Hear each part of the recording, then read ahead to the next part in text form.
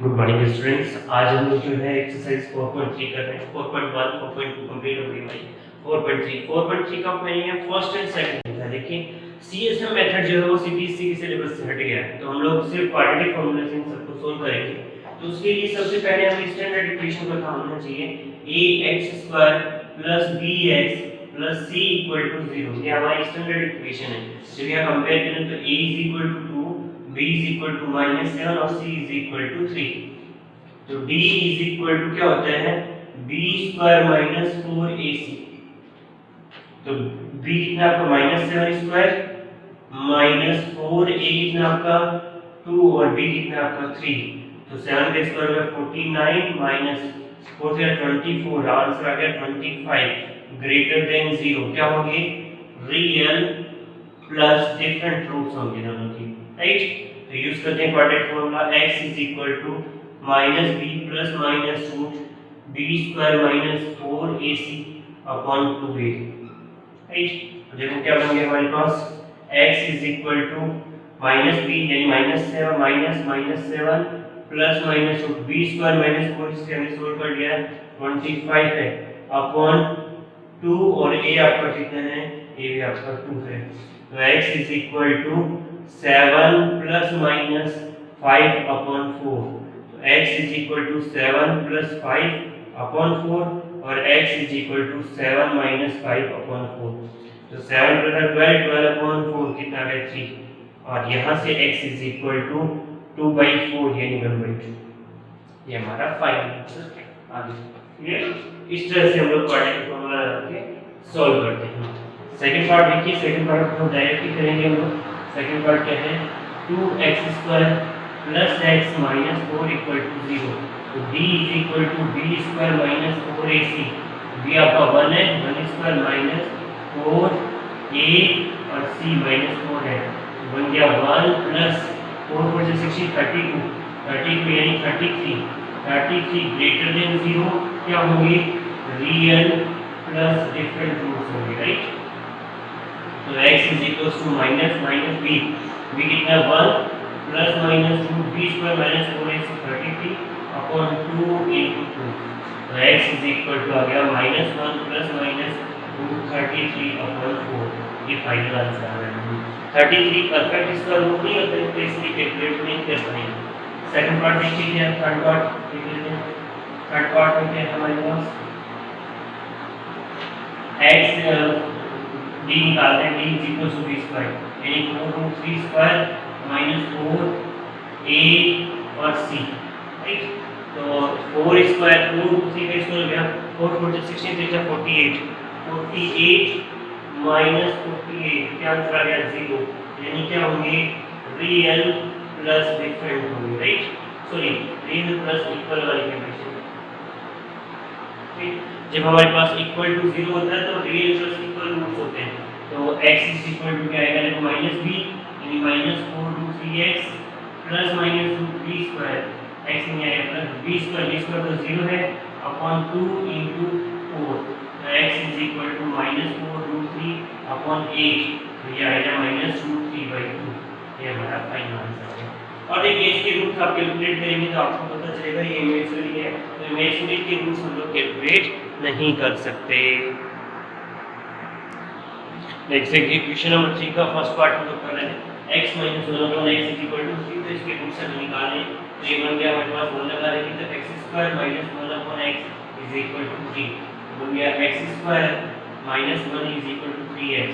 तो x² - 3x - 1 = 0। तो x = -b कितना है -3 plus -2b² - 4ac -3² - 4a - 1 upon 2 × 1। तो x क्या आएगा 3 + -√, ठीक है, इसको 9 + 4 13 अपॉन 2। तो x = 3 + -√30/2।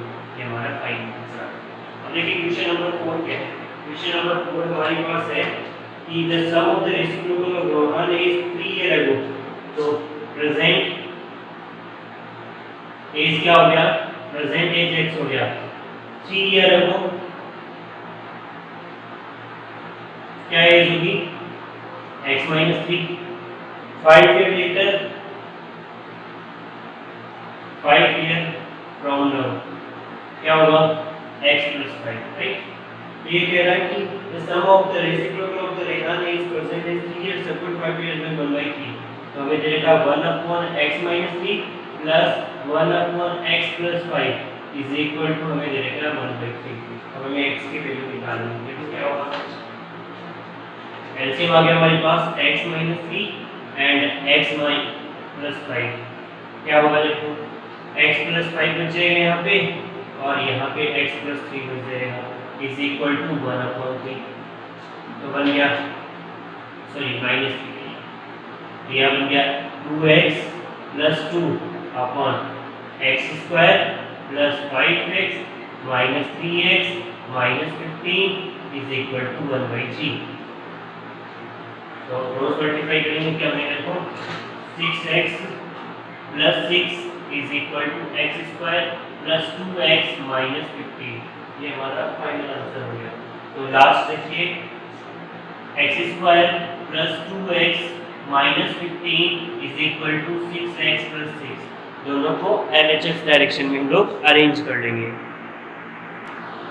तो हम लोग अरेंज करेंगे इसको, तो बनेगा देखिए क्या बनेगा, एक्स स्क्वायर प्लस 2x, इसको इधर ट्रांसफर करेंगे तो माइनस 6x माइनस 15 और minus 6 equal to 0। X square minus 4x minus 21 equal to 0। 7 3 से 21 होता है, तो डायरेक्टली हम लोग यूज कर लेते हैं। X square minus 7x plus 3x minus 21 equal to 0। First में से x कॉमन निकालो, प्लस 3 कॉमन निकालो, x minus 7 equal to 0। Again x minus 7 common आ गया और x plus 3 equal to 0। x minus 7 equal to 0 and x plus 3 equal to 0। तो x is equal to 7 और x is equal to minus 3। अब देखिए a इधर तो negative तो पॉसिबल ही नहीं है, इसका मतलब क्या आ जाएगी, इसकी प्रेजेंट इज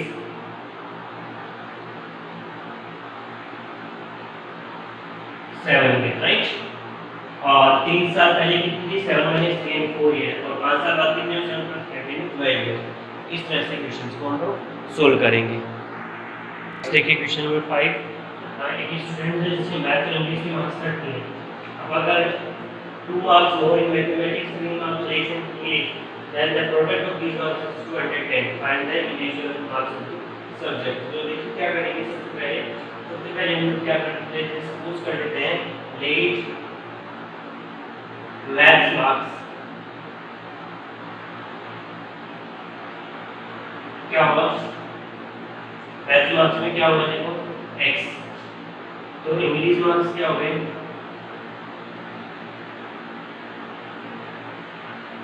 और क्या हो गए 13 माइनस 6। ठीक है, 2 मार्क्स मैथ्स में मोर इन x प्लस 2, 3 मार्क्स लेस इन 13 माइनस 6 है और माइनस 3 इज इक्वल टू 210। एक क्वेश्चन हमारे पास आ गई। देखो क्या बनेगा, ये बनेगा हमारे पास x प्लस 2 एंड सेकंड वाला क्या बनेगा 27 minus x is equal to 210।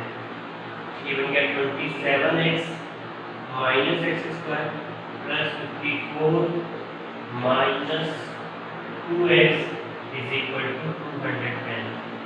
तो minus x square plus 27 minus 2 25x plus minus आ जाएगा क्योंकि 210 ग्रेटर है, 210 में से ये जाएगा, तो 10 में से 4 गया तो 6 यहाँ पे, और 10 में से 5 गया तो 5 यहाँ पे, और 1 यहाँ पे 156 इक्वल टू 0। पूरी इक्वेशन को माइनस करते हैं, x square minus 25x plus 156 equal to 0।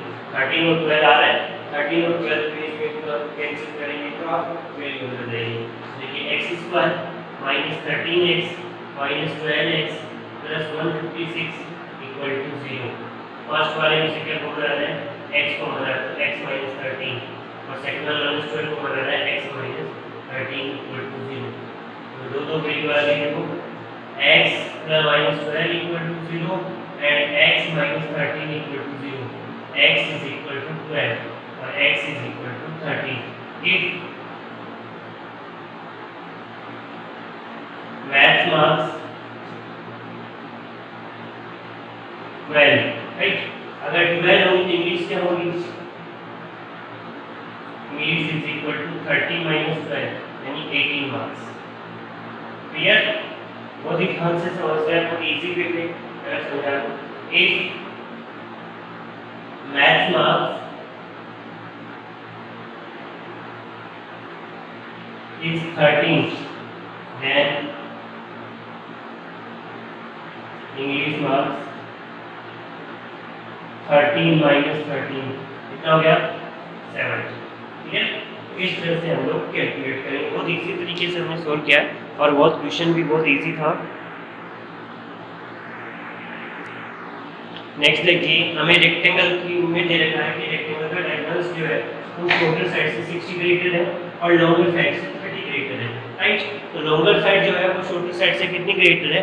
30 greater है। तो आपको फाइंड करना है, आपको ये फाइंड करना है कि लॉन्गर साइड और शॉर्टर साइड क्या होगी। अब देखिए लॉन्गर साइड, तो हम लोग एक बार डायग्राम बना लेते हैं क्योंकि डायग्राम से बहुत इजी हो जाता है समझना। ठीक है, अब देखिए सबसे पहले शॉर्टर साइड भी होती है हमारी बी, तो हमने इसको x कंसीडर किया, तो ये इसका डायगोनल है। ये कितना 60 मोर है तो 60 प्लस x आ जाएगा, और ये कितना है 30 मोर है तो 30 प्लस x आ जाएगा। हमें पता है ये 90 डिग्री, तो पाइथागोरस यूज कर सकते हैं। तो देखिए पाइथागोरस से क्या बनेगा यहाँ पे h² = p² + b², a b c d, तो क्या बनेगा देखो ac² = ab² + bc। यस, बहुत सिंपल था, बहुत इजी है। देखिए तो AC कितना है 60 प्लस x, तो 60 plus x whole square is equal to ये कितना है 30 प्लस x, ये भी हमारे पास 30 प्लस x है, 30 प्लस x स्क्वायर और प्लस BC तो आपका x स्क्वायर। सोल्व करो देखो 60 का square 3600 plus x square plus 2 यानी 120x इज इक्वल टू, मैं यहाँ लिख रहा हूँ क्योंकि उधर वीडियो नहीं आता है। 30 का स्क्वायर कितना होगा 3 900 plus x square plus 2 into 30 60x plus x square, right. इस x स्क्वायर से ये स्क्वायर कैंसिल, राइट। तो देखो यहाँ आ गया 3600 plus 120x is equal to 900 plus 60x plus x square. इसको इधर लिख लेते हैं, इसको इधर लिख लेते हैं ऐसे, x square plus 60x plus 900 minus 3600 minus 120x is equal to 0। तो देखो x square minus infinity minus के माइनस 60x बचेगा और 900 में से 9 में आएंगे तो क्या 2700, राइट, इक्वल टू 0। बहुत इजीली हो रहा है, देखो 9 और 3 हो रहा है, 9 और 30 60 आएगा and x square minus 90x plus 30x minus 2700 equal to 0। मैं कुछ क्वेश्चंस में आपको ये सॉल्व कराऊंगा, बाकी क्वेश्चंस में आपको सिर्फ इक्वेशन बना के दूंगा। यहाँ देखो x कॉमन आ गया तो x माइनस 90 प्लस यहाँ 30 कॉमन आ गया x माइनस 90 इक्वल टू 0। देखिए क्या क्या वैल्यू आ रही है, x minus 90 and x plus 30 equal to 0। x की वैल्यू देखिए 90 आएगा क्योंकि ये तो आ ही नहीं सकता, x is equal to minus 30 जो कि पॉसिबल ही नहीं है क्योंकि नेगेटिव हो ही नहीं सकती। तो डायगोनल देखो l कितना आ जाएगा इसका वैल्यू देखो l हमारे पास आ जाएगा l is equal to x plus 60, तो 90 प्लस 60 कितना आ गया आपका 150। और सेकंड वाला b भी चाहिए, l हो गया, सॉरी डायगोनल आ गया d आया, l कितना आएगा 30 प्लस x, तो 30 प्लस 60 इज इक्वल टू 90। इस तरह से हमारे पास सॉल्यूशन। तो नेक्स्ट क्वेश्चन देखिए, क्वेश्चन नंबर 8 हम लोग कर रहे हैं।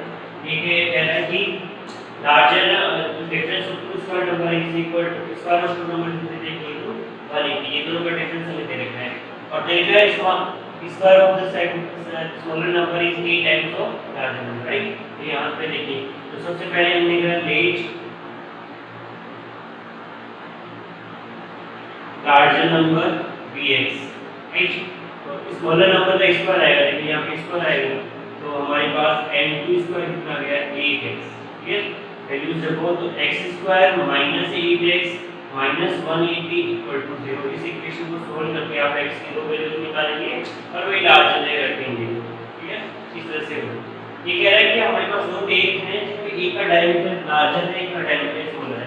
तो लार्जर डायमीटर वो 10 से क्या सेकंड वाले से कम। तो मैंने कहा कि स्मॉलर डायमीटर जो है, स्मॉलर डायमीटर वाला पाइप है, उसको जो हमारे पास टाइम है वो x है। तो लार्जर वाले को x लगेगा, तो स्मॉलर वाले को 10 मिनट ज्यादा लगेगा, तो x + 10 हो गया, राइट।